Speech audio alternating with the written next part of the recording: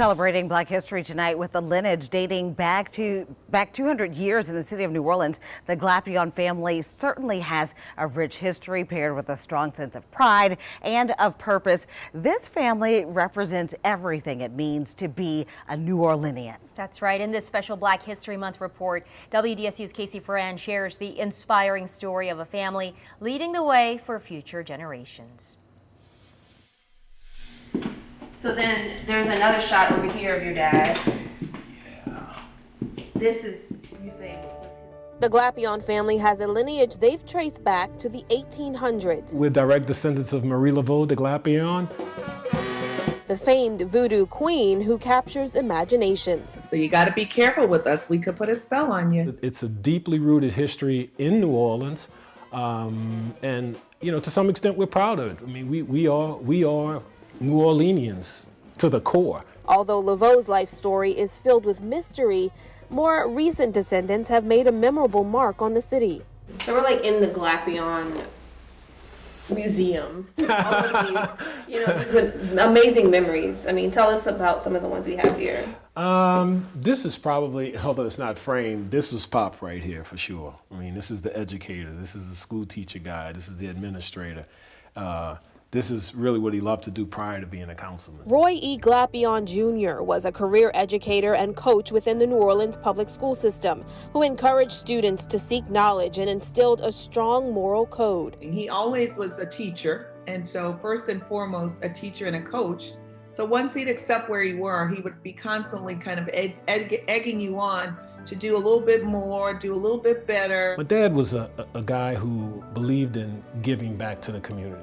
He was very focused on people. That led Glapion to launch his political career in 1993, serving as a New Orleans city councilman for 6 years. But he really didn't like politics, but he loved helping people. And he found out at the end of his career that one way that he could continue to help people was to become a politician, right? And cut through some of the red tape.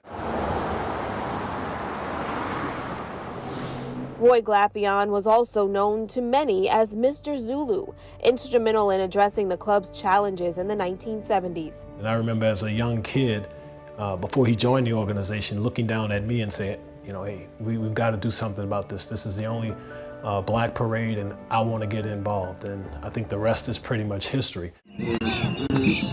Under his leadership, the organization's membership grew from 69 members in 1969 to 375 by 1988. He posthumously reigned as king in 2000 after passing away at the age of 64, losing a short battle with colon cancer. His legacy lives on through his children, Desiree Glapion Rogers and Roy A. Glapion. One of the things that I learned from my father was just this ability to accept all people where they were and what they were doing. Is that cool to be able to say, you know, yeah, that's my dad? Yes, I mean, I'm very proud of what he did for the city. I'm very proud of the legacy and the importance on community and being a part of New Orleans that he really preached to both my brother and I. And, you know, we take that on. They also took on the hard work and drive of their mother, Joyce Glapion, an astute businesswoman who ran multiple daycares, Tommy Tucker, which was started by her mother, and Glapion's preschool academy. One thing that they both instilled in us was hard work, determination, and regardless of what your background was, you could accomplish anything. If you get knocked down, learn from it, get up again. But don't ever consider failure as an option. And these two have not failed to meet and exceed the standards set by their parents.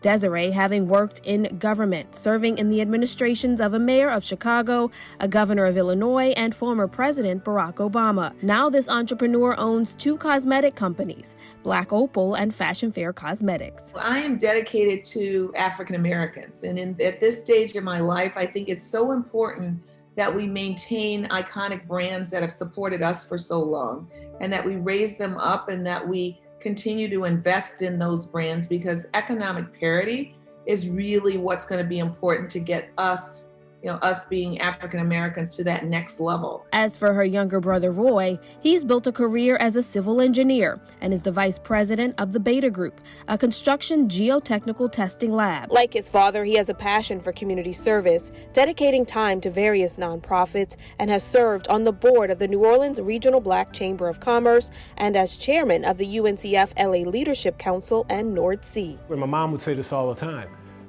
you're blessed. Okay, yeah, you're blessed. Yeah, no, wait, Roy, I know you work hard, but you're blessed. Because they have people who work a lot harder than you who haven't accomplished what you and your sister have accomplished. You're blessed, which means you give back. Giving back and keeping their family legacy alive, making up the fabric of a city rich in culture and history. Casey Ferran, WDSU News. Wow, amazing story there. Right now on WDSU.com and on our mobile app, you can find all of our Black History Month stories that we have been airing right here on WDSU.